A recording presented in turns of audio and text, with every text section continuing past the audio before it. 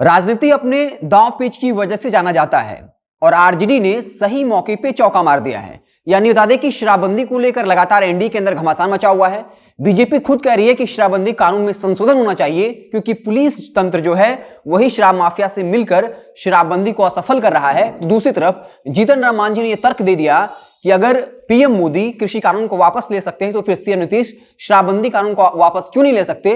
वहीं जो विपक्षी पार्टियां भी हैं वो शराबबंदी को लेकर हमलावर हैं।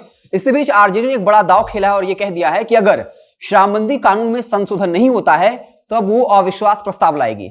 अविश्वास प्रस्ताव विपक्षी पार्टी तब उसके बारे में कहती है जब उसे लगता है कि सत्ता पक्ष के पास उतने विधायकों का समर्थन नहीं है जिससे वो सरकार चला सकती है।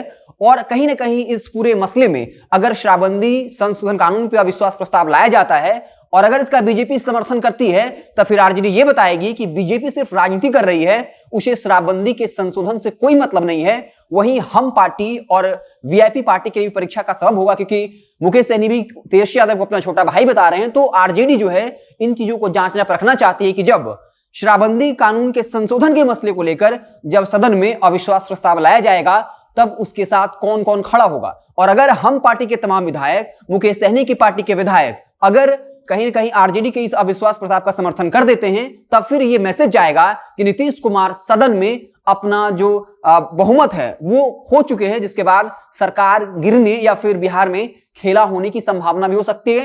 हालांकि इस बात की कभी संभावना है कि एनडीए की सरकार गिरे, लेकिन अगर इस मसले पर बीजेपी समर्थन करती तो सरकार नहीं गिरेगी या फिर यह मैसेज नहीं जाएगा कि सरकार ने बहुमत खो दिया है। लेकिन अगर बीजेपी समर्थन नहीं करती है तो यह संभव लगभग है ही नहीं, क्योंकि बीजेपी कभी नहीं चाहेगी बिहार सरकार गिरे, लेकिन समर्थन नहीं करेगी तो आरजेडी ये जरूर कहेगी कि बीजेपी जो है वो शराबबंदी के नाम पर सिर्फ राजनीति कर रही है। बता दें कि इस वक्त आरजेडी जो है वो एक कदम फूंक कर चल रही है, जहां तेजस्वी यादव, लालू यादव, मीसा भारती, जगदानंद सिंह नालंदा में जहरीली शराब से जो लोगों की मौत हुई इस पर चुप्पी साधे हुए हैं, तो वहीं अपने प्रवक्ताओं और विधायकों को लगा दिया है, वो इस पर खूब बयानबाजी कर रहे हैं। और आरजेडी के सीनियर प्रवक्ता और विधायक भाई वीरेंद्र ने साफ कर दिया है कि जल्द ही अगर शराबबंदी कानून में कोई संशोधन नहीं होता है तब जो है अविश्वास प्रस्ताव लाया जाएगा। इस पर जेडी ने पलटवार किया है। जेडी की तरफ से प्रवक्ता नीरज कुमार ने साफ कर दिया है कि सरकार जो है वो शराबबंदी के संशोधन पर विचार कर रही है, लेकिन वहीं deputy chief minister Tarkishore Prasad ने कहा था कि इस वक्त जो है शराबबंदी के संशोधन के मसले को लेकर कोई बातचीत नहीं चल रही है। लेकिन ये खबर ये है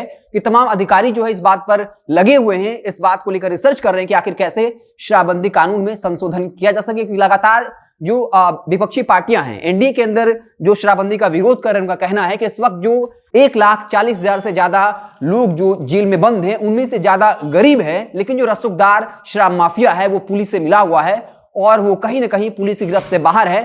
तो ये कहीं ना कहीं प्रशासन पर सवाल खड़ा करता है कि प्रशासन जो है वो सिर्फ गरीब मजलूम दलितों को जो है कहीं ना कहीं फंसा रही है, लेकिन जो बड़ा शराब माफिया है जो सत्ताधारी पार्टियों के नजदीक का रिश्ता रखता है, कहीं ना कहीं उनके संपर्क में है, उसको सरकार बचा रही है। तो आरजेडी ने एक बड़ा दांव चला है अविश्वास प्रस्ताव के बारे में कह करके, अगर ये प्रस्ताव लाया जाता है, अगर सरकार को समर्थन मिल जाता है तो साफ ये आरजेडी कहेगी कि बीजेपी जो है सिर्फ शराबबंदी के नाम पे दिखावा कर रही है। यह जीतन राम मांझी के लिए भी धर्म संकट का विषय होगा, वीआईपी पार्टी के लिए धर्म संकट का विषय होगा।